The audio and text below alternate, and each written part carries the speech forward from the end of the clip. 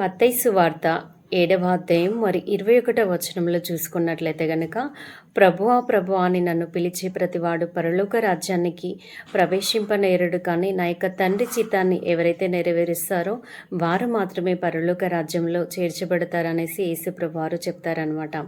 మరి దీనికి మనం ఒక ఉపమానం అనేది జ్ఞాపకం చేసుకున్నట్లయితే గనక, ఒక తండ్రికి 2 కుమారులుంటే మరి ఆ యొక్క ఒక కుమారుడితో పొలానికి నువ్వు మరి వెళ్ళి ఆ యొక్క నీళ్లు పెట్టమని చెప్పినప్పుడు ఆ యొక్క కుమారుడు నిరాకరిస్తాడంటే నేను పెట్టను అంటాడు.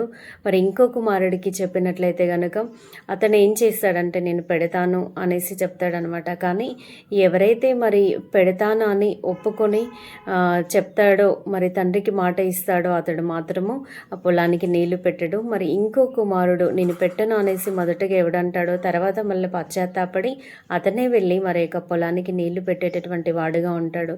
అంటే వీరిద్దరిలో మరి ఎవరు తండ్రి చిత్తాన్ని నెరవేర్చారంటే మరి మొదటగా పెట్టనని తర్వాత పశ్చాత్తాపడి మరి పొలానికి నీళ్లు పెట్టినటువంటి కుమారుడు మాత్రమే తండ్రి చిత్తాన్ని నెరవేర్చినటువంటి వాడుగా ఉంటాడు.